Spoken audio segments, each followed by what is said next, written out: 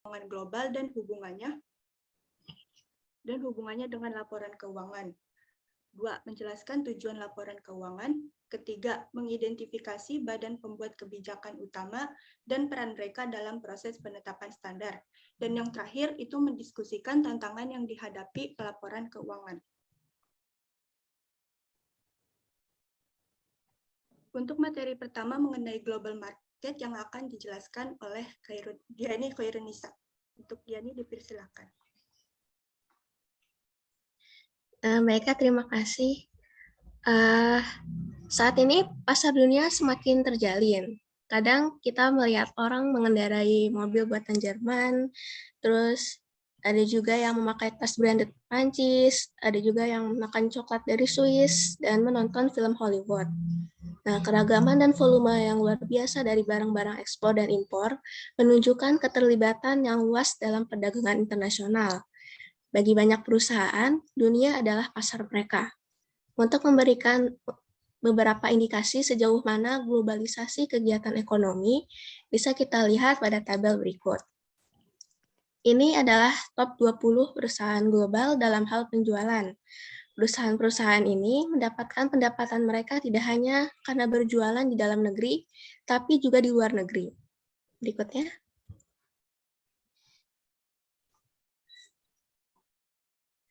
Selain itu, karena kemajuan teknologi dan persyaratan peraturan yang lebih ringan, investor dapat terlibat dalam transaksi keuangan lintas batas negara dan membuat keputusan investasi, alokasi modal, dan pembiayaan yang melibatkan banyak perusahaan asing.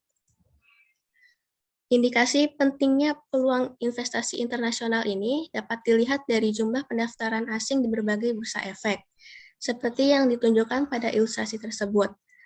Sebanyak 30% investor asing berinvestasi di Indonesia pada tahun 2022.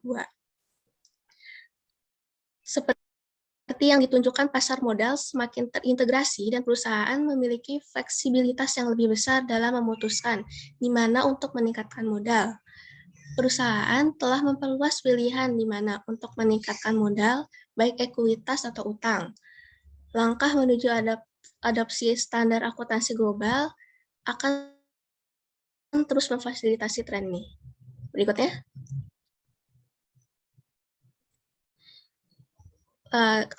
Laporan keuangan adalah informasi keuangan mengenai suatu badan usaha yang akan dipergunakan oleh pihak-pihak yang berkepentingan sebagai bahan pertimbangan di dalam pengambilan keputusan-keputusan ekonomi. Karakteristik akuntansi diantaranya yang pertama ada relevan.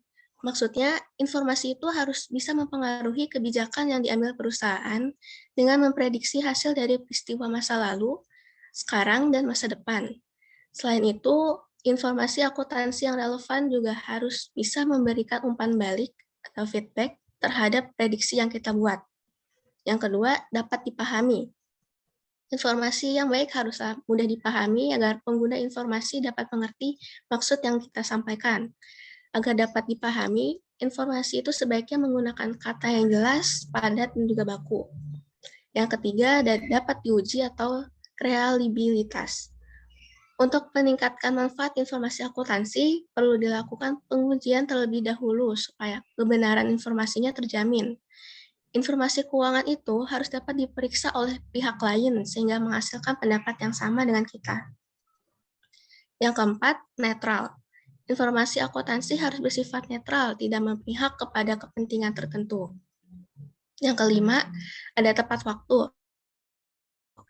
Informasi akuntansi yang disajikan harus tepat waktu agar pengambilan keputusan perusahaan juga bisa dilaksanakan pada waktu yang sudah direncanakan. Jika informasi akuntansi muncul terlambat, tentu akan berimbas pada pengambilan keputusan.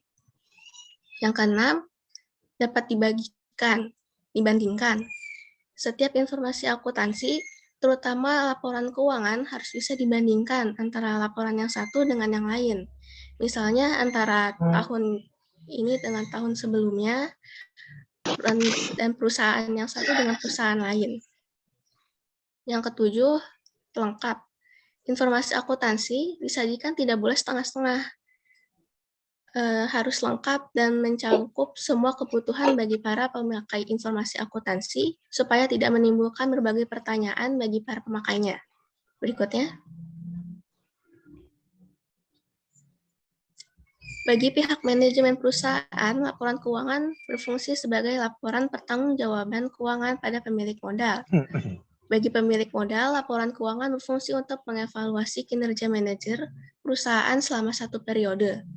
Pihak luar perusahaan yang membutuhkan laporan keuangan antara lain investor, karyawan, kreditor, pemasok, pelanggan, pemerintah, dan masyarakat.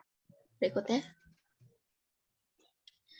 Financial accounting adalah proses yang berpuncak pada penyusunan laporan keuangan perusahaan untuk digunakan oleh pihak internal dan eksternal.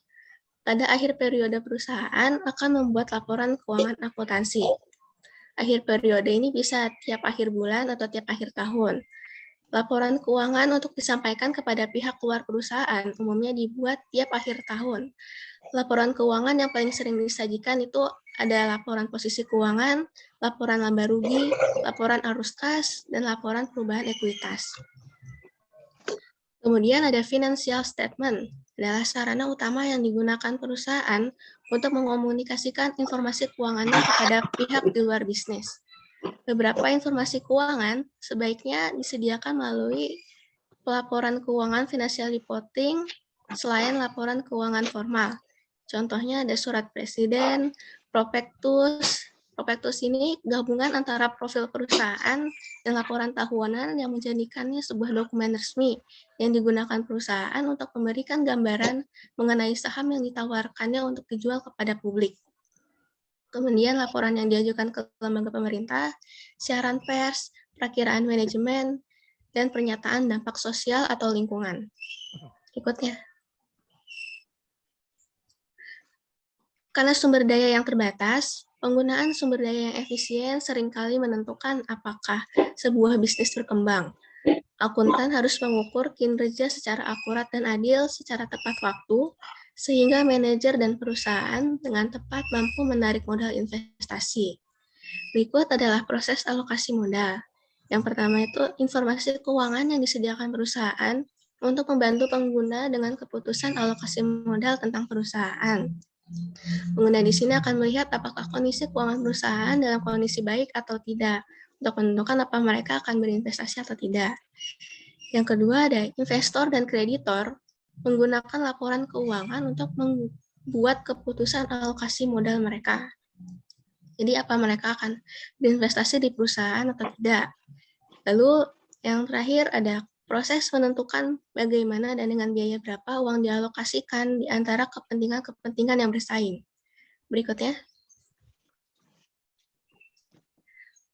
High Quality Accounting Standard, ini satu set standar akuntansi berkualitas tinggi yang diterima secara luas merupakan kebutuhan untuk memastikan komparabilitas yang memadai. Globalisasi menuntut satu set standar akuntansi internasional berkualitas tinggi. Berikut adalah beberapa elemennya. Yang pertama, itu satu set standar akuntansi berkualitas tinggi yang ditetapkan oleh satu badan penyusun standar. Yang kedua, konsisten dalam penerapan dan interpretasi. Ketiga, pengungkapan umum. Yang keempat, standar dan praktik audit kualitas tinggi yang umum. Yang kelima, pendekatan umum untuk tinjauan dan penegakan peraturan. Yang keenam, pendidikan dan pelatihan pelaku pasar. Yang ketujuh, sistem pengiriman umum. Yang kedelapan, pendekatan umum terhadap tata kelola perusahaan dan kerangka hukum di seluruh dunia. Ya.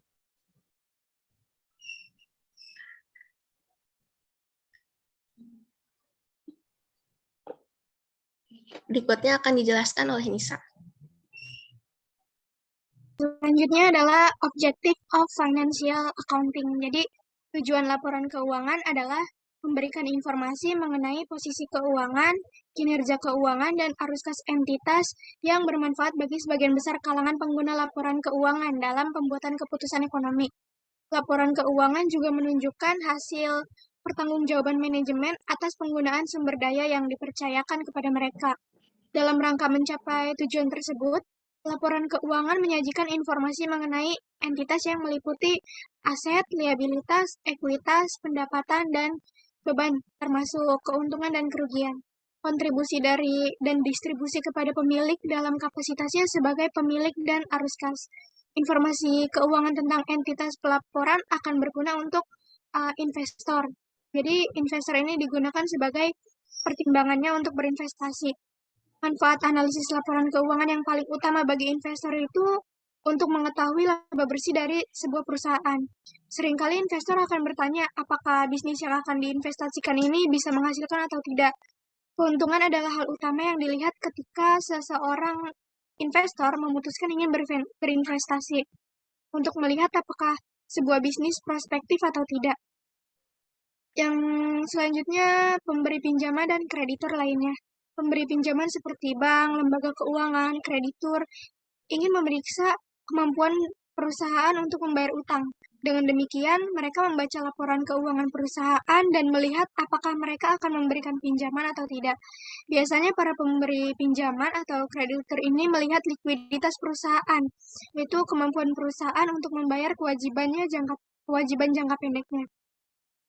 Next. Selanjutnya ada tujuan umum laporan keuangan. Tujuan umumnya adalah memberikan informasi kepada pelaporan keuangan untuk berbagai pengguna seperti investor, kreditur, pelanggan, karyawan, kompetitor, supplier, otoritas pajak, dan pemerintah. Yang kedua, memberikan informasi yang paling berguna pada biaya yang paling memungkinkan. Provider modal. Penyedia modal di sini yang paling utama adalah investor dan kreditur, karena mereka ini yang paling butuh dan paling kritis dalam menilai laporan keuangan. Investor dan kreditur memerlukan informasi yang valid untuk menilai apakah perusahaan memiliki arus kas yang bersih, kemampuan manajemen untuk melindungi dan meningkatkan kekayaan perusahaan yang akan digunakan untuk menghasilkan arus kas yang bersih di masa depan. Next. Selanjutnya ada perspektif entitas. Perspektif entitas ini perusahaan dipandang sebagai satuan terpisah dan berbeda dari pemiliknya. Dengan perspektif ini, aset dipandang sebagai aset perusahaan dan bukan aset kreditur atau pemegang saham. Para investor ini memiliki klaim atas aset dalam bentuk kewajiban atau klaim ekuitas. Kegunaan keputusan. Investor tertarik dalam menilai keputusan. Yang pertama, kemampuan untuk menghasilkan arus kas bersih. Yang kedua, kemampuan untuk melindungi dan meningkatkan investasi penyedia modal. Selanjutnya, yang ketiga ada Standard Setting Organization. Standard Setting Organization ini merupakan proses perumusan informasi akuntansi yang akan dirumuskan dalam standar akuntansi, yang akhirnya akan digunakan sebagai pengambilan keputusan bagi pihak eksternal. Tujuannya adalah untuk panduan dalam pengambilan keputusan bagi para pemakai laporan keuangan tadi. Selama bertahun-tahun, banyak negara yang mengadakan penetapan standar mereka sendiri. Contohnya itu ada Kanada yang memiliki Accounting Standard Board, terus ada Jepang yang memiliki Accounting Standard Board of Japan. Nah, di sini ada organisasi penetapan standar internasional utama, yaitu International Accounting Standard Board atau IASB. Nah, IASB ini meliputi masalah International Financial Reporting Standard atau IFRS. Yang kedua, standar yang digunakan di bursa luar negeri. Ketiga, standar yang digunakan oleh perusahaan-perusahaan asing yang terdaftar di bursa sekuritas AS. Yang keempat, IFRS ini digunakan di lebih dari 115 negara. Nah, organisasi utama yang kedua ini ada Financial Accounting Standard Board atau FASB. Meliputi masalah Statement of Financial Accounting Standard atau SFAS. Yang kedua, digunakan untuk semua US-based companies. Selanjutnya,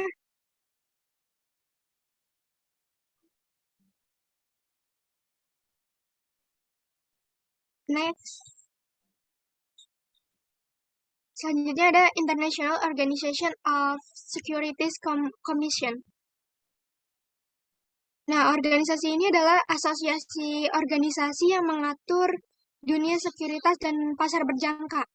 Nah, organisasi ini tidak mengatur akuntansi standar. Sebaliknya, organisasi ini didedikasikan untuk memastikan bahwa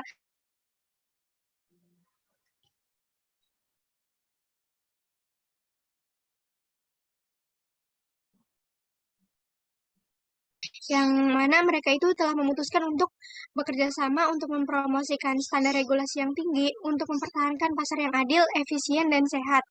Bertukar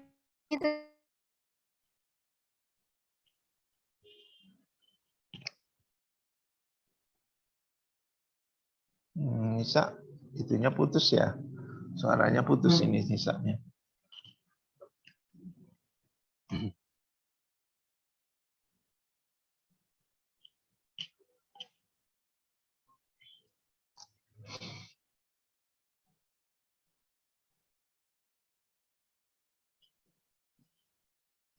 Gimana ini, mana Nisanya nih? Kok suaranya hilang?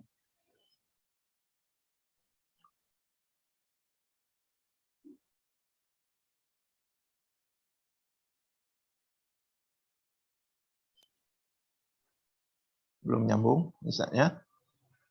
Kalau belum nyambung, lanjutkan aja. tadi keluar sendiri. Oh, Lanjut gitu. ya. Silakan. Tadi anggotanya ada Prancis, Jerman, Selandia Baru, dan Amerika Serikat. Nah, mereka ini memutuskan untuk bekerja sama untuk mempromosikan standar regulasi yang tinggi untuk mempertahankan pasar yang adil, efisien, dan sehat. Terus, bertukar informasi tentang pengalaman masing-masing untuk mendorong pengembangan pasar domestiknya. Kemudian, memberikan bantuan timbal balik untuk mempromosikan integritas pasar dengan penerapan standar yang ketat dan efektif. IOSCO ini juga mendukung pengembangan dan penggunaan IFRS sebagai satu set standar internasional berkualitas tinggi dalam penawaran lintas batas dan daftar. Next. Selanjutnya, International Accounting Standard Board. Nah, IASB ini terdiri dari 4 organisasi. Yang pertama, International Accounting Standard Committee Foundation atau IASCF. Yang kedua, International Accounting Standard Board atau IASB. Yang ketiga, Standard Advisory Council. Yang keempat ada International Financial Reporting Interpretation Committee atau IFRIC. Next.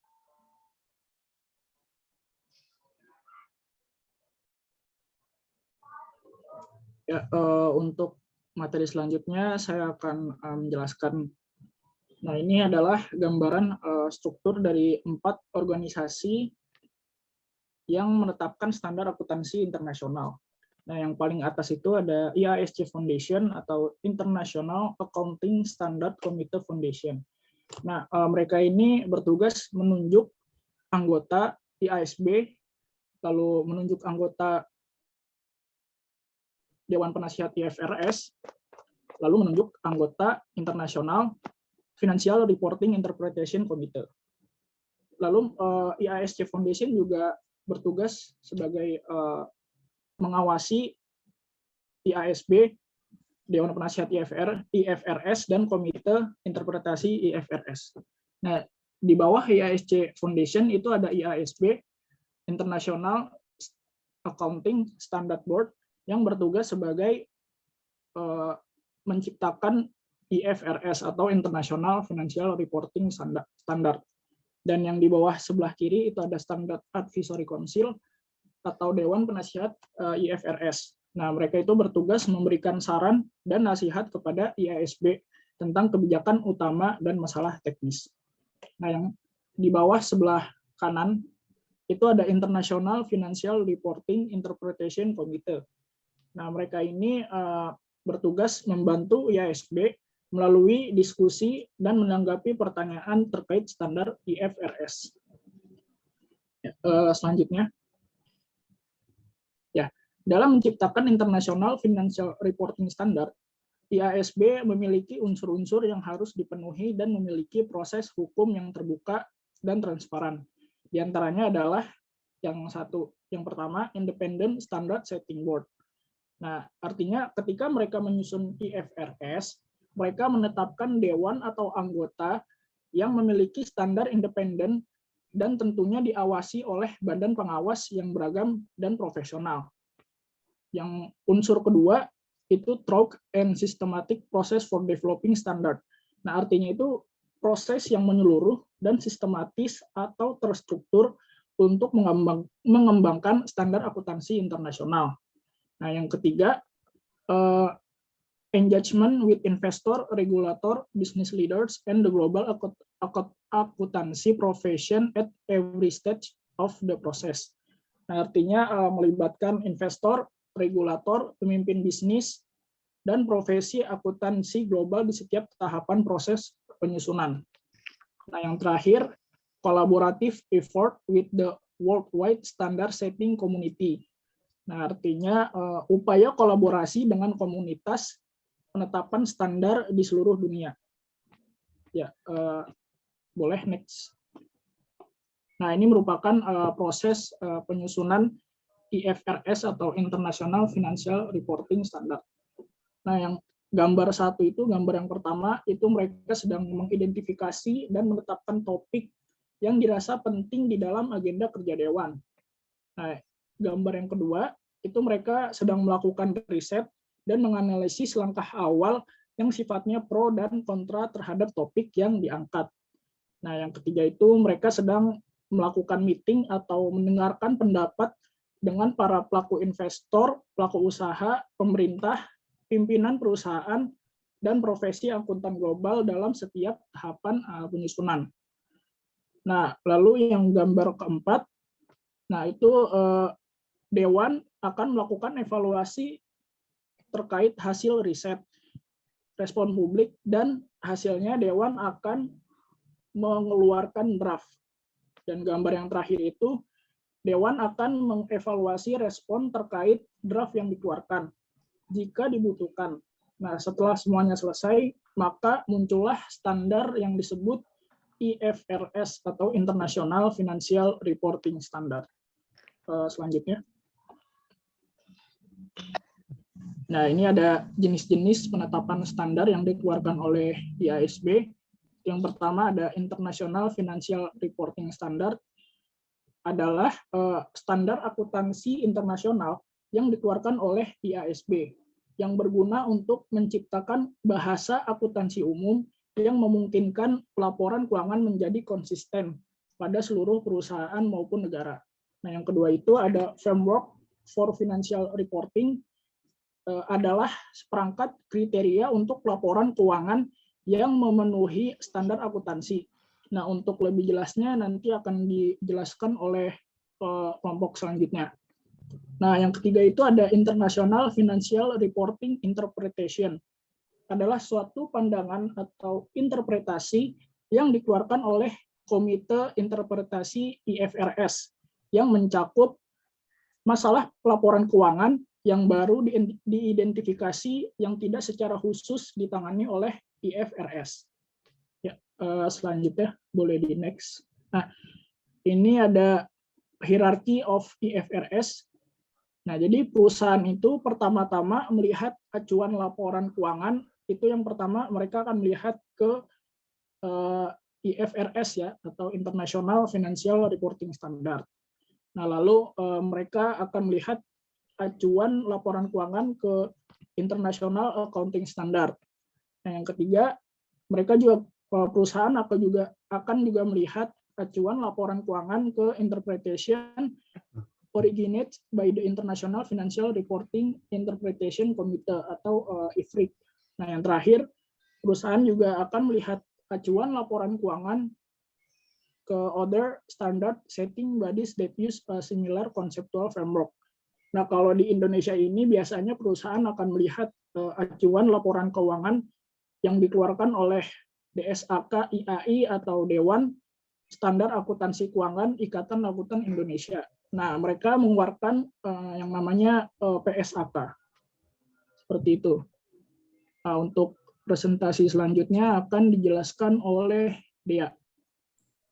Baik, terima kasih Dava. Selanjutnya kita akan membahas mengenai Financial Reporting Challenge atau tantangan dalam pelaporan keuangan.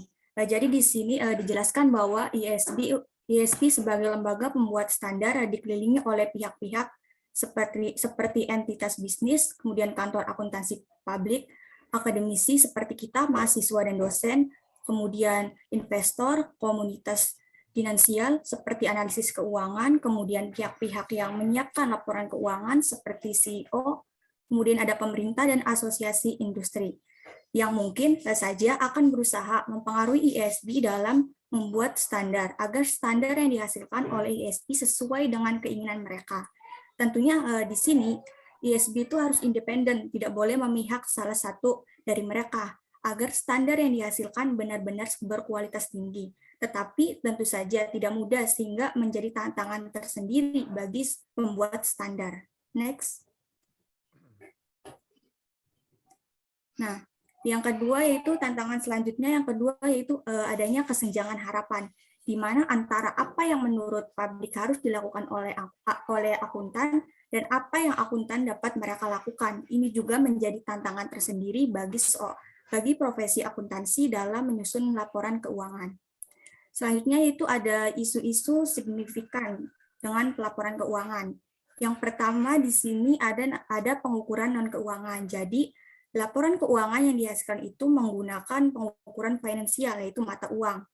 Sehingga kadang banyak item-item yang sebenarnya merupakan aset perusahaan, tetapi tidak dilaporkan dalam laporan keuangan, karena tidak bisa diukur secara finansial. Contohnya itu barang pasar, yang menggunakan contoh produk perusahaan. Bangsa pasar ini tidak bisa diukur secara finansial. Untuk mensiasati hal ini, maka akuntansi memberikan alternatif informasi seperti apabila tidak disajikan secara calc atau dalam bentuk informasi tambahan. Yang kedua yaitu forward looking atau ke depan melihat informasi. Jadi akuntansi dalam melaporkan transaksi ekonomi menggunakan pendekatan cost sehingga tidak forward looking. Cost di sini maksudnya harga perolehan. Misalnya itu pada tahun 2000 perusahaan membeli sebidang tanah seharga 100 juta dalam pelaporan keuangan tahun 2000, yaitu setelah 20 tahun setelahnya, pembelian harga tersebut di laporan keuangan akan tetap 100 juta karena perusahaan menggunakan metode cost dalam laporan keuangannya. Sedangkan mungkin saja harga tanah tersebut telah naik sehingga laporan keuangan tidak mencerminkan nilai pada saat itu atau nilai pada saat ini. Yang ketiga yaitu ada urutan aset. Jadi akuntansi dianggap tidak berfokus pada aktivitas berwujud untuk dilaporkan dalam neraca dibandingkan dengan pelaporan urutan aset. Padahal beberapa pihak menganggap bahwa urutan aset itu memiliki nilai yang tinggi terhadap perusahaan.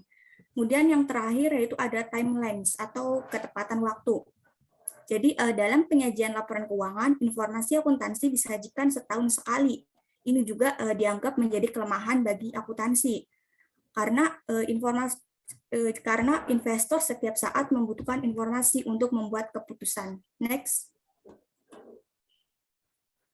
Tantangan selanjutnya yaitu ada etika dalam lingkungan akuntansi keuangan. Jadi perusahaan yang lebih fokus pada memaksimalkan bottom line, kenapa dikatakan bottom line yaitu laba bersih. Selanjutnya perusahaan juga disibukkan dengan tantangan dalam kompetisi yang sangat tinggi. Kemudian tekanan dalam jangka pendek sehingga kondisi ini menempatkan akuntansi dalam lingkungan yang penuh konflik dan tekanan. Misalnya, tekanan untuk menyajikan laporan keuangan sesuai dengan keinginan pihak tertentu, yang tentu saja di sisi lain akan merugikan pihak lain. Akuntansi menjadi dilema antara mengikuti keinginan atasan mereka atau patuh pada etika profesi mereka. Kemudian IFRS tidak selalu memberikan jawaban tersebut terkait masalah akuntansi di perusahaan. Selanjutnya yang terakhir yaitu kompetensi teknik sering tidak berfungsi. Jadi ketika menghadapi keputusan terkait etika. Next. Kemudian tantangan selanjutnya adalah ISB harus senantiasa melakukan konvergensi antara IFRS dengan standar-standar yang berlaku di negara lain. Contohnya itu di sini yaitu FSB di Amerika sebagai pembuat standar senior sebelum adanya ISB yang dulunya selalu menjadi kiblat bagi pembuat standar negara lain termasuk Indonesia. Keduanya berkolaborasi dalam penyusunan kerangka konseptual. Kemudian Indonesia dan Cina yang berusaha mengeliminasi standar yang berlaku di negara tersebut dengan standar IFRS. Ada juga Jepang yang memperbolehkan IFRS untuk perusahaan domestik. Harapannya semua negara bisa menggunakan IFRS. Next. Selanjutnya di sini ada organisasi yang bertanggung jawab untuk mengembangkan standar akuntansi keuangan di Amerika Serikat. Yang pertama itu ada Securities Exchange Commission, dan yang kedua ada Finance Accounting Standard Board. Selanjutnya. Nah, yang pertama kita akan membahas mengenai Securities Exchange Commission atau Sekuritas dan Bursa Amerika. Merupakan suatu badan independen dari pemerintah Amerika yang memiliki tanggung jawab untuk mengawasi pelaksanaan dari peraturan-peraturan bidang perdagangan efek dan pengaturan pasar perdagangan pada bursa efek. Nah, jadi Securities Exchange Commission ini didirikan oleh pemerintah federal. Kemudian akuntansi dan pelaporan untuk perusahaan publik didorong standar swasta penetapan badan, stage mengharuskan perusahaan publik untuk mematuhi GAAP, dan pengawasan SEC dan penegakan otoritas. Sekian dari saya, penjelasan selanjutnya akan disampaikan oleh Sabina. Kepada Sabina, saya persilakan. Ya, terima kasih. Selanjutnya ada Financial Accounting Standard Board atau FASB. Adalah badan independen di Amerika Serikat yang berwenang dan ditugaskan untuk menetapkan dan meningkatkan standar pelaporan dan akuntansi keuangan, yaitu standar-standar yang berhubungan dengan pencatatan informasi yang bermakna mengenai peristiwa-peristiwa dan transaksi-transaksi ekonomi dalam cara yang berguna dalam laporan keuangan. FASB ini dibentuk pada tahun 1973 untuk menggantikan Accounting Principles Board atau APB dan menjalankan misinya. Mereka bertanggung jawab menetapkan standar akuntansi, generally accepted accounting principles, dan standar telah resmi diakui secara otoritatif.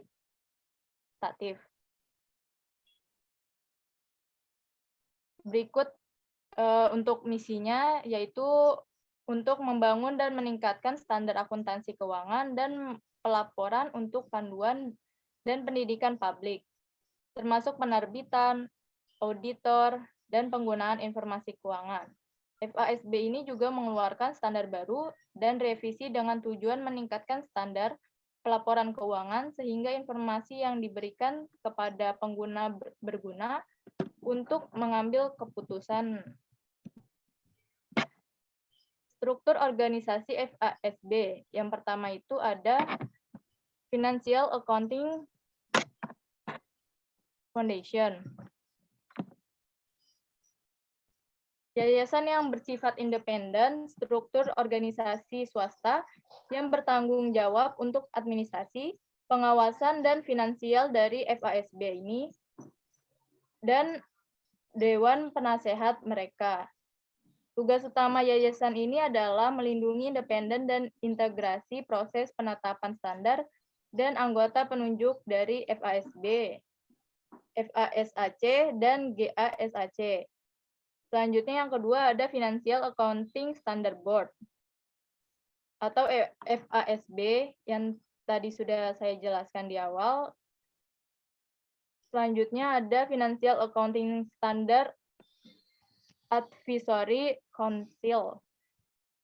Fungsi utama dari FASAC ini adalah untuk memberikan nasihat dari FASB tentang masalah teknis dalam agenda dewan, agenda yang mungkin baru, prioritas proyek, hal-hal prosedural yang mungkin memerlukan perhatian FASB, dan hal-hal lain yang diminta FASB.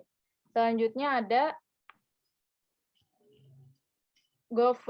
Governmental Accounting Standard Board. Pada tahun 1984, yayasan ini mendirikan GASB untuk menetapkan standar akuntansi keuangan dan pelaporan untuk unit pemerintah negara bagian dan lokal. Seperti halnya dengan FASB, yayasan bertanggung jawab untuk memilih anggotanya, memastikan pendanaan yang cukup, dan berolahraga pengawasan umum. Selanjutnya ada Governmental Accounting Standard Advisory Council. Mempunyai tanggung jawab untuk memberikan saran kepada GASB pada isu-isu teknis dalam agenda dewan, prioritas proyek, hal cenderung memerlukan perhatian GASB, dan hal-hal lain yang mungkin diminta oleh GASB atau ketua. Lalu selanjutnya, boleh di next. FASB diatur oleh 7 anggota Dewan penuh waktu yang diharuskan memutuskan hubungan mereka dengan perusahaan atau organisasi tempat mereka bekerja sebelum bergabung dengan Dewan. Sebagian sebuah kelompok mereka dipilih untuk memberikan pengetahuan akuntansi, keuangan, bisnis, pendidikan akuntansi, dan penelitian. Anggota Dewan ditunjuk oleh Dewan Pengawas FAF untuk masa jabatan 5 tahun dan dapat melayani hingga 10 tahun. Boleh di next. Selanjutnya ada output FASB sebagai Dewan Standar Akuntansi. Yang pertama ada Financial Accounting Standard Board atau FASB, menetapkan aturan akuntansi untuk perusahaan publik dan swasta serta nirlaba di Amerika Serikat. Yang kedua ada organisasi terkait Governmental Accounting Standard Board atau GASB, menetapkan aturan untuk pemerintah negara bagian dan lokal. Yang ketiga, dalam beberapa tahun terakhir ini, FASB telah bekerja dengan International Accounting Standard Board untuk menetapkan standar yang kompatibel di seluruh dunia. Boleh di next.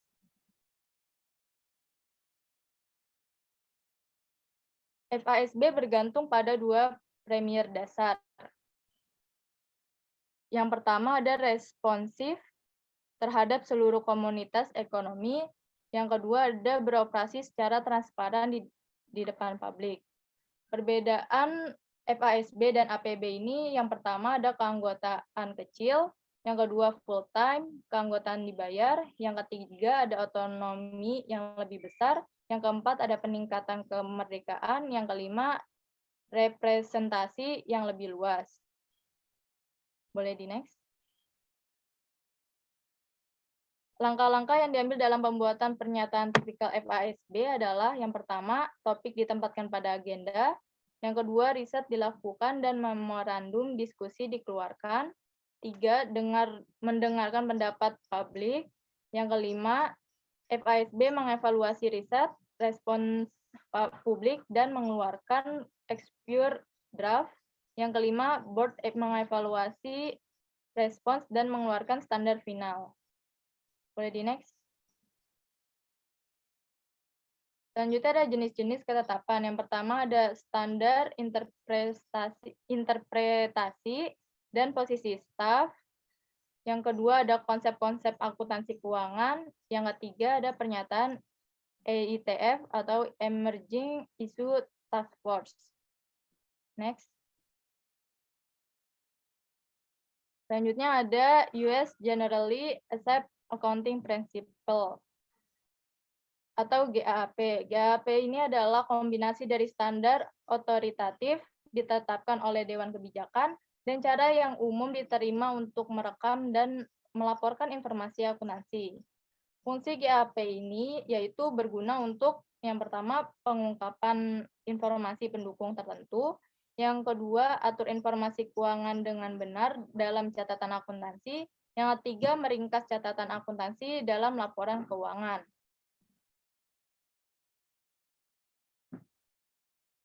Yang berikut adalah topik dari GAAP. Yang pertama ada Financial Statement Presentation. Yang kedua ada Asset Revenue, Equity Liability, Expense, dan Business Combinations. Yang ketiga ada Fair Value. Yang keempat ada Foreign Currency. Yang kelima ada pinjaman, keenam transaksi non-moneter, yang 7 subsequent event, yang ke-8 akuntansi khusus industri. Boleh di next. Berikut ini adalah prinsip-prinsip dari GAAP. Yang pertama ada prinsip keteraturan. Akuntansi yang memenuhi GAAP ini secara ketat mematuhi aturan dan peraturan yang ditetapkan. Yang kedua, prinsip konsistensi. Standar yang konsisten diterapkan di seluruh proses pelaporan keuangan. Yang ketiga ada prinsip ketulusan. Akuntansi yang mematuhi GAAP berkomitmen pada akurasi dan keberpihakan. Yang keempat ada prinsip keabadian metode. Prosedur yang konsisten digunakan dalam penyusunan semua laporan keuangan.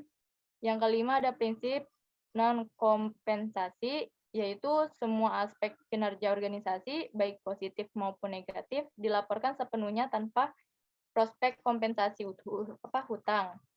Yang keenam, prinsip kehati-hatian. Merupakan spekulasi tidak mempengaruhi pelaporan data keuangan. Next. Yang ketujuh, prinsip kontinuitas, yaitu penilaian aset mengasumsikan operasi organisasi akan berlanjut. Yang kedelapan, prinsip periodisitas, yaitu pelaporan pendataan dibagi dalam periode akuntansi standar, seperti kuartal fiskal atau tahun fiskal. Yang kesembilan ada prinsip materialitas, yaitu laporan keuangan sepenuhnya mengungkapkan situasi moneter organisasi.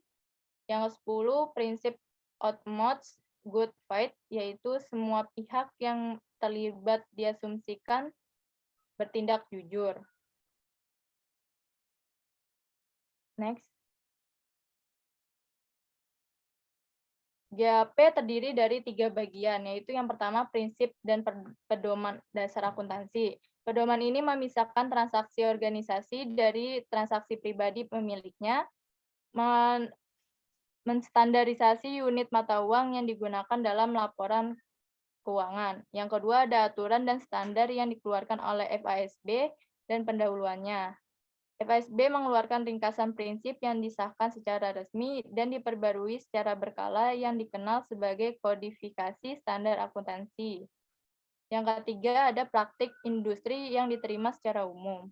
Semua organisasi tidak mengikuti model GAP, sebaliknya bisnis tertentu mengikuti praktis terbaik khusus industri yang dirancang untuk mencerminkan nuansa dan kompleksitas area bisnis yang berbeda.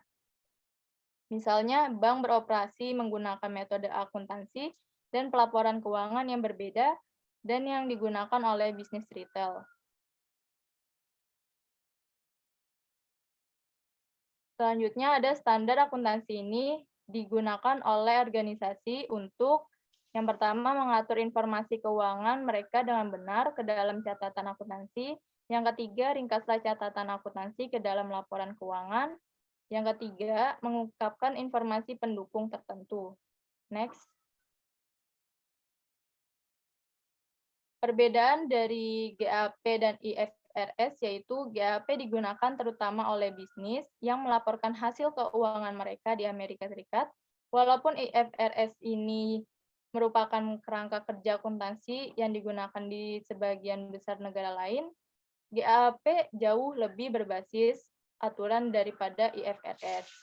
IFRS lebih berfokus pada prinsip-prinsip umum daripada GAAP, yang membuat badan kerja IFRS ini jauh lebih kecil, lebih bersih, lebih mudah dipahami daripada GAP. Karena IFRS masih sedang dibangun, GAP dianggap sebagai kerangka kerja akuntansi yang lebih komprehensif. Next.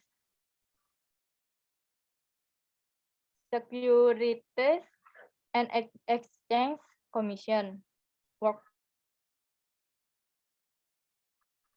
Plan. Yang pertama, perkembangan dan penerapan IFRS yang cukup. Yang kedua, pengawasan dan independen standar menetapkan untuk kepentingan investor. Yang ketiga, pemahaman dan pendidikan investor. Yang keempat, peraturan lingkungan. Yang kelima, dampak pada besar kecil laporan keuangan. Yang keenam, model kesiapan manusia. Yang ketujuh, dampak pada lingkungan peraturan. Yang kedelapan, pendidikan dan pelatihan dan kapasitas auditor. Terima kasih, saya kembalikan ke Nandita. Nah, sekian saja presentasi dari kelompok kami. Terima kasih atas perhatiannya. Kurang lebihnya mohon maaf. Wassalamualaikum warahmatullahi wabarakatuh.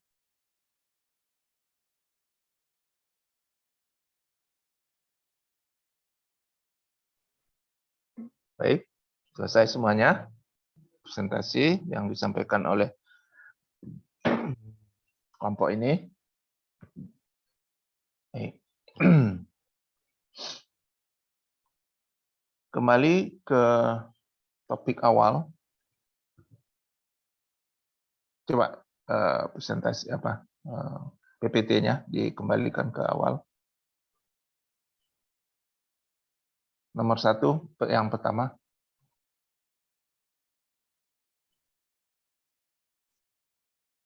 Judulnya. PPT pertama. Iya. Oke. Financial Reporting and Accounting Standard. Ya. Jadi kelompok ini membicarakan tentang Financial Reporting and Accounting Standard laporan keuangan akuntansi secara standar. Nah, mahasiswa semuanya, tadi sudah banyak disinggung dan dibahas ya oleh teman kalian ini mengenai terutama IFRS ya, International Financial Accounting Reporting Standard ya, IFRS. Kemudian juga ada membicarakan tentang FASB ya, Financial Accounting Standard Board. Dan sebagiannya ada juga yang menjelaskan tadi mengenai International Organization of Security Commission. Nah, kalian pahamin semua mahasiswa, ini kita bicara teori-teori di dalam akuntansi. Ternyata di akuntansi itu sendiri, kalau kalian pahamin, banyak sekali aturan-aturan yang membacking. Kalau saya istilahkan membacking itu membackup ya semua aktivitas accounting, finance di dalam kehidupan organisasi ya, sampai kepada membicarakan tentang perspektif entitas. Tadi juga disampaikan oleh siapa tadi lupa. Perspektif entitas itu pun juga yang disebut dengan entitas itu adalah pembedaan atau pemisahan antara aset milik perusahaan. Ingat ya, aset tahu ya istilahnya, harta kekayaan perusahaan dengan pemilik. Jadi tidak ada aset atau pemilik dengan pemilik itu menyatu, tidak, terpisah. Ini yang sudah diatur di dalam Financial Standard Board yang sudah ada. Jadi terutama nanti kalian sebagai orang manajemen ya tentu persis tahu bagaimana peran dan fungsi dari akuntansi itu sendiri. Peran akuntansi secara internasional sudah memiliki aturan-aturan yang jelas ya. Aturan-aturan yang jelas, adanya IFRS ini sendiri yang berafiliasi kepada Amerika ya, yang dibuat dalam bentuk aturan-aturan IASC Foundation tadi ya, yang melahirkan ini di Amerika ya. Sebenarnya akuntansi ini banyak kiblatnya kepada Amerika kebanyakan. Tetapi kita tahu bahwa yang berlaku di Amerika juga banyak berlaku di negara-negara lain seperti Eropa dan negara-negara Timur. Negara Timur ini seperti Korea, Jepang, Australia, dan Selandia Baru. Ya, begitu juga dengan di Eropa. Jadi banyak kiblatnya kepada yang disebut dengan Anglo-Saxon. Anglo-Saxon ini adalah akuntansi yang berasal dari Amerika.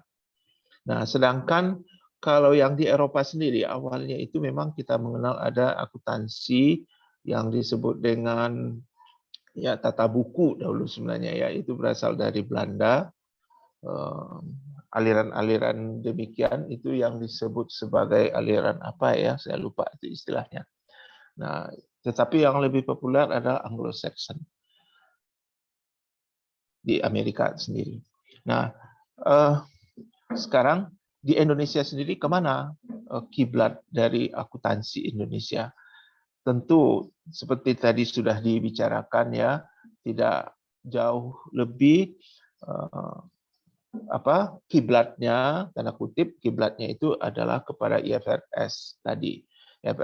IFRS tadi melahirkan yang di Indonesia yang dibuat oleh PSAK, yang dibuat oleh Ikatan Standar Akuntansi Indonesia, yang akuntan Indonesia, dan seterusnya. Semuanya itu sudah merujuk kepada standar internasional. Oke, seperti minggu lalu juga sudah saya singgung ya kepada mahasiswa semuanya. Nah, jadi bagi kalian yang sudah mempelajari akuntansi ini, terutama di dalam pembuatan laporan keuangan, financial reporting ini sendiri, standarnya sudah baku dan sudah ada. Jadi tidak asal membuat laporan keuangan saja. Nah, kepada mahasiswa, baik kalian di manajemen ya terutama, dan di akuntansi terutama, ini sudah hal yang tidak asing dan tidak aneh di dalam pembuatan financial reporting sendiri. Banyak aturan-aturan yang harus diikutin yang ada terutama di PSAK ya, yang merujuk kepada IFRS. Nah, nanti kalian bisa juga melihat hasil-hasil riset yang sudah dilakukan, bagaimana perlakuan akuntansi dalam IFRS itu sendiri. Nah, ini saya banyak melihat beberapa skripsi mahasiswa di manajemen, terutama manajemen keuangan ya. Di manajemen keuangan itu banyak membahas tentang topik-topik ini, peran IFRS ya. Di S2 juga saya lihat banyak begitu di manajemen ya, manajemen finance di keuangan. Jadi begitu. Iya. Nah, selanjutnya silakan di stop screen-nya dulu.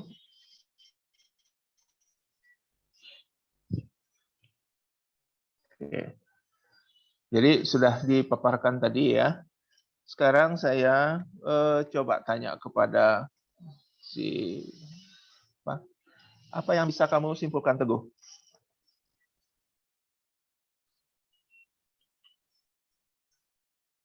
Apa yang tadi sudah bisa kamu simpulkan, Teguh? Iya, Pak. Iya. Jadi menurut saya, Pak, sistem akuntansi internasional itu tertuju kepada IASB atau International Accountancy Standard Board. Sedangkan untuk FASB atau Financial Accountancy Standard Board digunakan oleh perusahaan domestik di Jepang, Pak.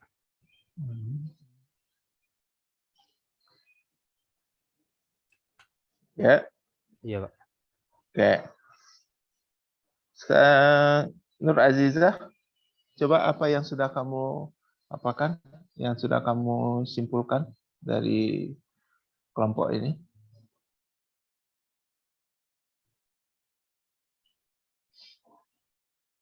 Nggak ada. Fitri?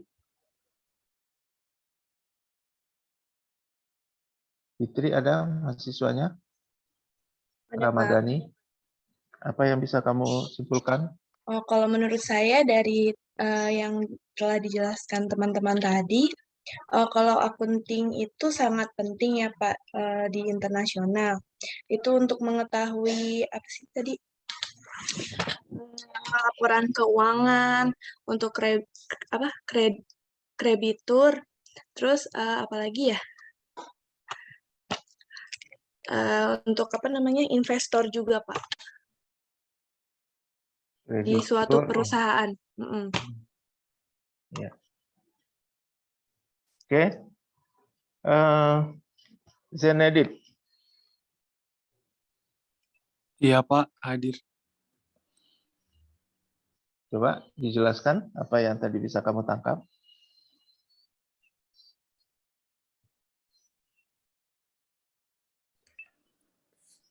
Iya Pak, tadi saya finance accounting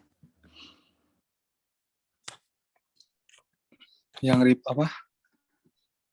untuk apa pelaporan keuangan perusahaan. Apa lagi ya? Bentar, Pak.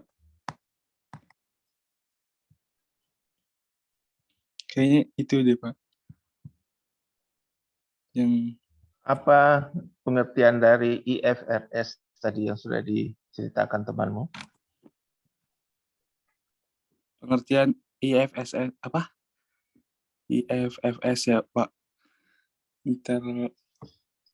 Apa? Lupa, Pak.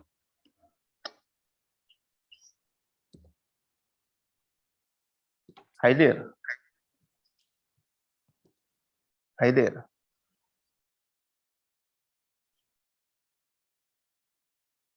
Enggak ada ini ya, si Haidir enggak ada. Nadira?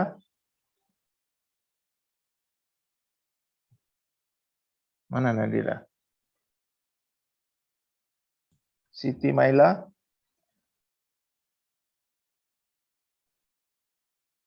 Hadir, Pak.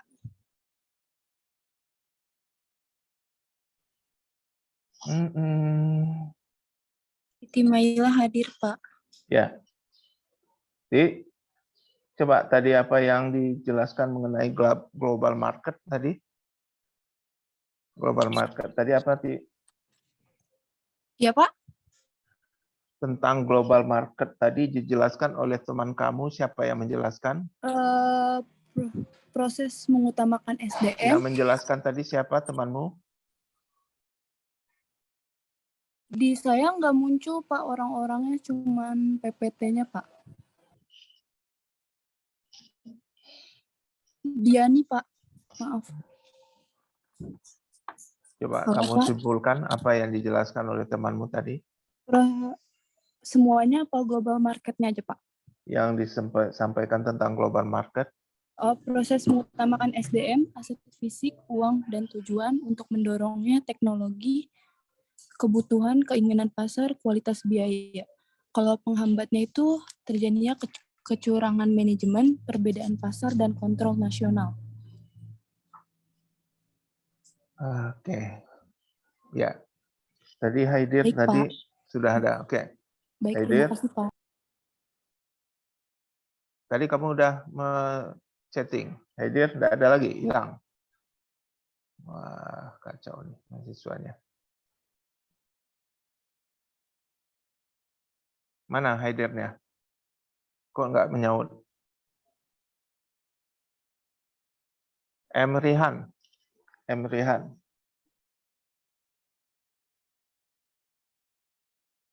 Ada mahasiswanya, Rihan? Tidak ada juga. Oke.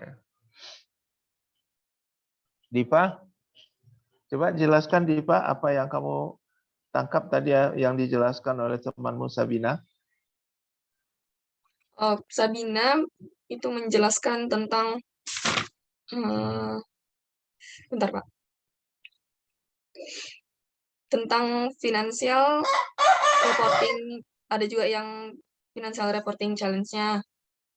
Terus ada tentang financial accounting standard board, itu tuh mencakup beragam topik yang termasuk financial statement presentation, aset, revenue, equity, liabilitas, expense, dan business combination, fair value, foreign currency, pinjaman, transaksi non-moneter, dan subsequent events.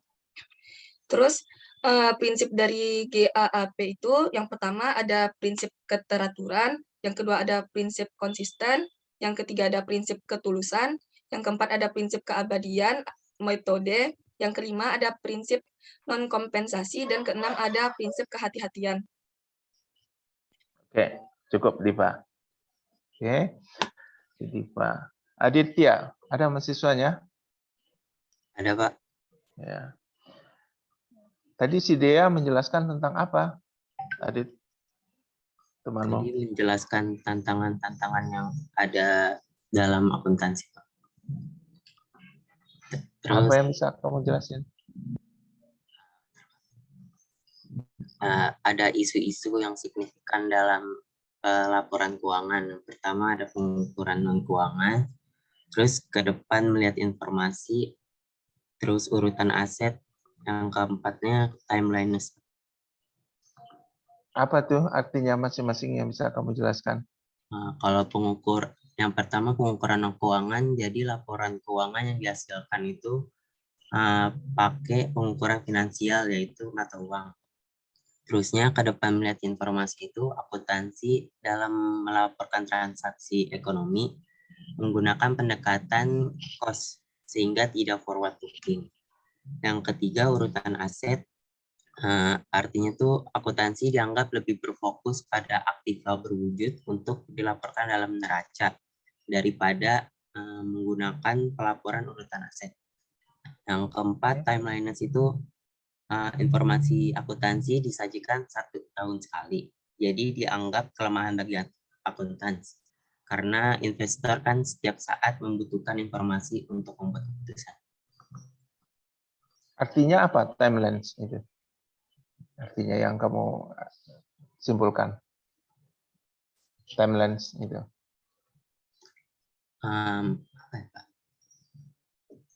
Reporting financial timelines. Ketepatan waktu menghasilkan laporan keuangan. Nah, juga mahasiswa yang lain perhatikan timelines ini sering kita muncul menjadi permasalahan, terutama di riset-riset yang ada. Setiap laporan keuangan itu harus disajikan tepat waktunya. Ya. Nah, ini sudah diatur juga di dalam FASB, Financial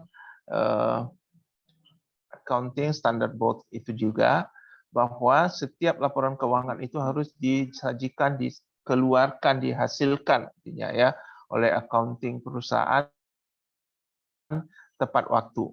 Tidak tidak mengeluarkan laporan keuangannya itu secara terlambat. Perhatikan ini ya. Nah, ini tentu kaitannya masalah kinerja dari tenaga accounting perusahaan tersebut. Jika mereka bisa menyelesaikan membuat laporan financial reporting-nya tepat waktu, maka itu merupakan sesuatu prestasi bagi accounting perusahaan. Nah, banyak perusahaan-perusahaan tidak malah membuat laporan keuangan, sehingga ini menjadi isu penting di dalam pembahasan accounting secara lokal maupun internasional, bahwa keterlambatan yang sering muncul dari pelaporan keuangan itu menunjukkan ketidaksiapan organisasi membuat atau mengelola keuangan perusahaannya. Kan bisa kita simpulkan demikian. Karena tenaga accounting-nya tidak serius. Nah, bisa jadi kepentingan-kepentingan internal dalam organisasi juga mempengaruhi terhadap pekerjaan-pekerjaan para accounting perusahaan tersebut. Nah, sehingga masalah timelines ini merupakan sesuatu hal yang sangat disoroti di dalam berbagai forum-forum accounting. Oke. Nah, next saya ingin konfirmasi lagi Delanita. Ada Delanita? Ada, Bapak. Silakan. Apa tadi yang dijelaskan sama Nisa, temanmu?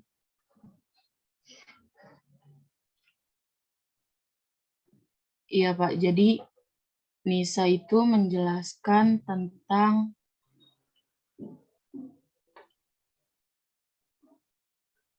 objective of financial accounting. Oke. Objektivitasnya apa?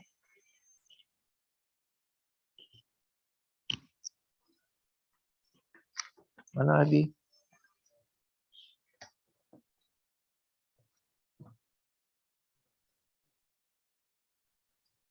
Kok hilang suaranya si Dela?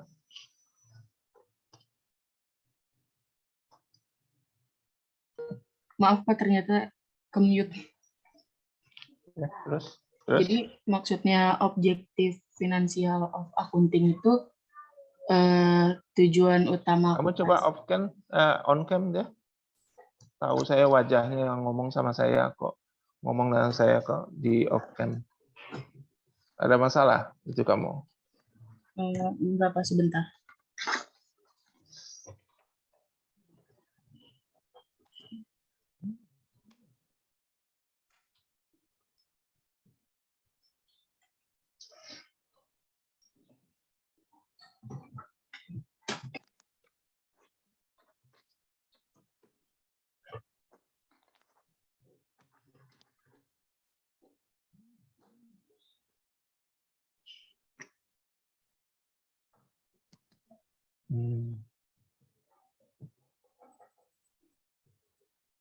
Ya, silakan, apa yang bisa kamu jelaskan? Jadi maksudnya itu tujuan utama akuntansi keuangan untuk secara akurat menyiapkan laporan untuk suatu periode.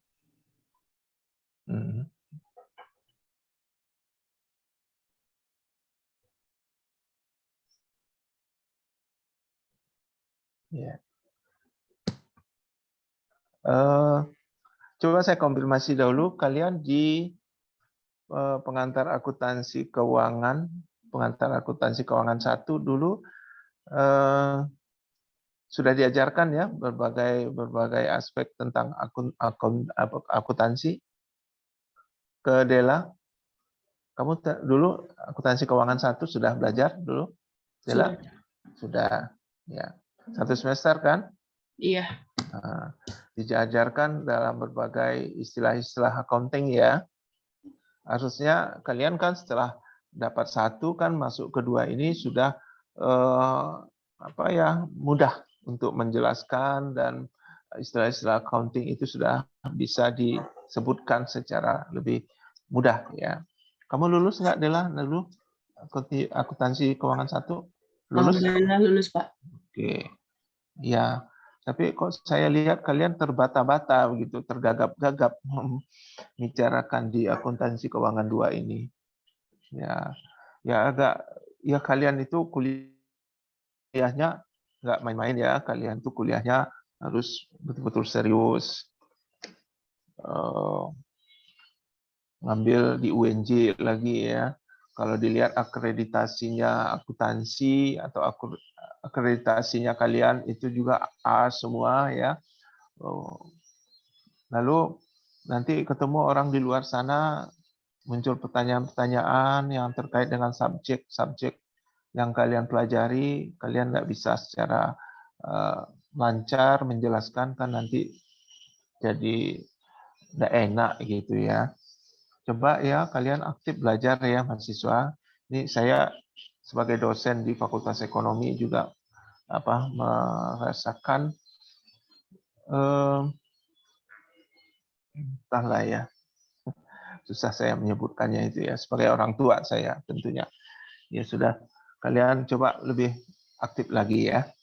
Meskipun ini mata kuliahnya ini bukan bidang studi kalian di manajemen, tapi antara manajemen dengan accounting itu juga tidak terlalu jauh-jauh banget ya. Satu fakultas dalam satu rumpun keilmuan sebenarnya ya. Ya, karena itu ya aktiflah ya mahasiswa.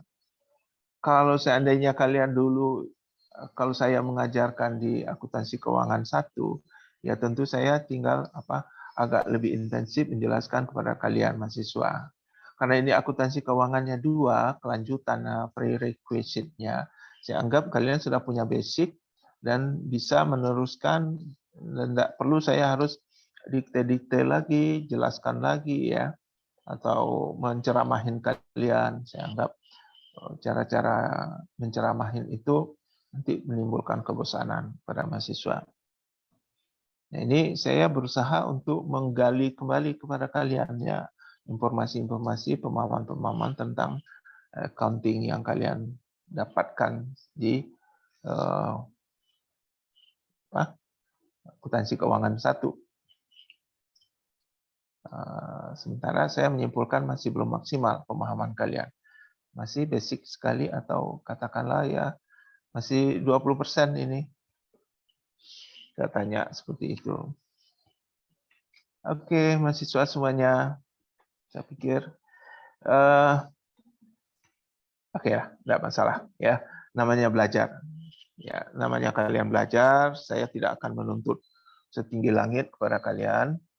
Wajar saja, saya seumur kalian juga dulu belajarnya seperti ini juga ya. Tetapi ingat kalian berusaha maksimal ya. Jangan asal-asal dapat saja kuliah di UNJ, pekerjaan kuliahnya enggak begitu mudah-mudahan begitu banget ya. Tetap harus banyak tantangan di kuliah di PTN ini. Kecuali kalau kuliahnya di ruko-ruko sana, ya mungkin tanda tangan absen sudah nanti akhirnya dapat kelulusan. Itu kalau kuliah di ruko, di swasta dan sebagainya. Oke, tapi ya saya yakin semuanya mahasiswa masih punya semangat tinggi untuk belajar.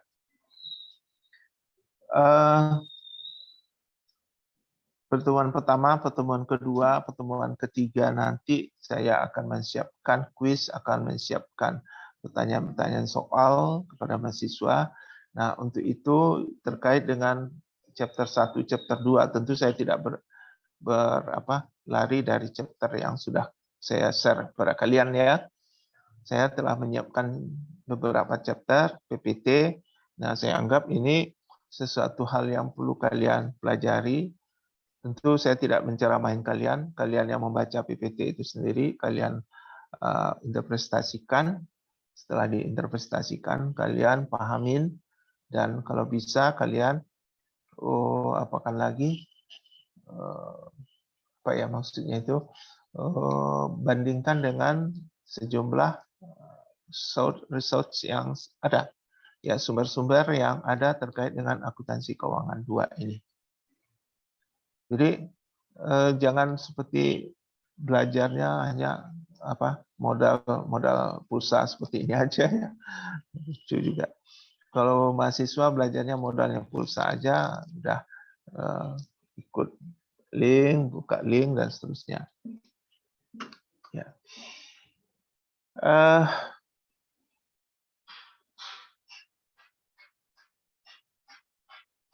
Ini ya sebenarnya waktu juga udah agak terbatas. Saya ada beberapa aktivitas, ada menguji skripsi juga, ini ada menguji di prodi ekonomi. Saya harus menguji lagi. Dan untuk hari ini pertemuan saya pikir sudah cukup ya untuk mata kuliah ini. Silakan dipersiapkan lagi untuk minggu depan ya, Diva. 2 kelompok minggu depan rencananya, Div. Iya, benar, Pak. Oke, 2 kelompok ya. Tolong dipersiapkan. Dan gimana nih caranya ya? Begini, kalau bisa ya masing-masing punya chapter itu mahasiswa masing-masing punya deh. Kasih aja deh Diva ya ke semua mahasiswa agar supaya yang namanya belajar ya. Tapi ingat, saya ingatkan sekali lagi kepada mahasiswa, PPT yang kalian dapatkan itu dari saya minta jangan di-share atau di-upload ke media lain. Ingat ya, hanya sebatas dalam kelas ini saja. Kemarin saya sudah ingatkan ke Diva atau di grup juga ya. PPT yang sudah didapatkan itu kalian hanya pakai untuk menggali dan mempelajari pengetahuan ini. Tidak untuk di-share apakah ke kelas lain ya. Hanya berlaku dalam kelas ini saja. Ingat ya, saya sudah mengingatkan itu. Ini ada recordingnya. Dan jika kalian melanggar aturan ini, apa yang saya sampaikan ini, maka resiko di tangan masing-masing. Ya, kalian tentu akan ditelusuri nanti ya kalau terjadi sampai materi perkuliahan ini sampai keluar dari kelas ini. Di kelas ini saja, tidak boleh diberikan ke kelas lain. Ingat itu ya. Ini wanti-wanti agak keras saya menyampaikan kepada mahasiswa. materi ini hanya berlaku dalam kelas ini saja.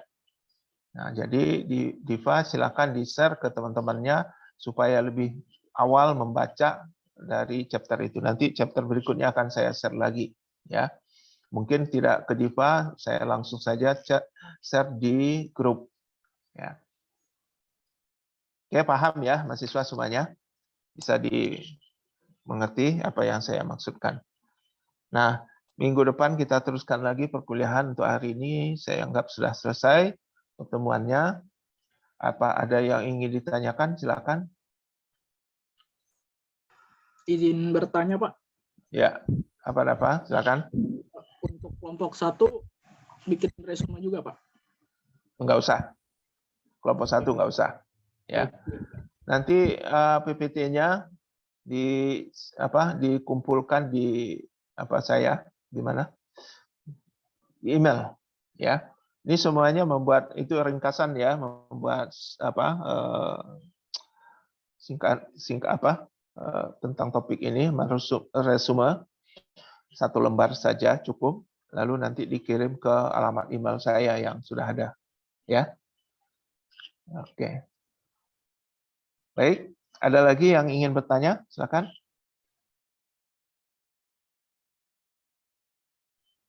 Ya, ini ada cukup ya. Cukup, Diva? Nggak ada yang ingin ditanyakan Pak, ya? saya ingin nanya, Pak. Oke, Nisa. Untuk Gimana? pertemuan minggu depan, kuisnya di Quizzes, Pak. Bukan kuis, ya itu pertanyaan soal. Ya mungkin nanti sebagai sebagai poin di dalam penentuan nilai nantinya. Itu tetap menjadi itu saya, ya. Saya teknisnya tidak di dalam jam kuliah akan saya berikan, itu di luar jam kuliah, ya. Tolong nanti diperhatikan betul-betul oleh mahasiswa. Oke. Kalau bisa nanti kalau sempat Diva, kamu sebagai PJ hari Kamis siang itu saya di WA ya, ditanyain ya Diva. Takut kelupaan saya nanti ya. Baik, Pak. Oke. Baik, semuanya mahasiswa nanti share SS-nya diambil di grup ya, Diva. Sudah diambil tadi? Bentar, Pak, saya ambil dulu, Pak. Ya. Oke, yang slide 1, 2, 3. Yang slide 2. Ini enggak apa-apa off cam gini, Pak? Ya, terserah masing-masing. Ini pokoknya laporan ke itu. Terserah masing-masing mahasiswa. Nggak urusan kita ya, mau off cam, mau on cam, itu urusannya masing-masing. Nah, nanti pihak jam itu Pak fakultas yang akan menentukan ini kelasnya ada apa tidak mahasiswanya. Oke, teman-teman on cam dulu.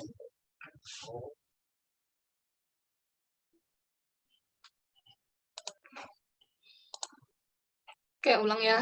Yang slide 1, 1, 2, 3. Yang slide 2, 1, 2, 3. Oke, udah, Pak. Oke, sudah. Ya, baik. Sekian mahasiswa. Terima kasih atas perhatiannya. Selamat siang. Assalamualaikum warahmatullahi wabarakatuh. Waalaikumsalam warahmatullahi wabarakatuh. Waalaikumsalam warahmatullahi wabarakatuh. Terima kasih, Pak.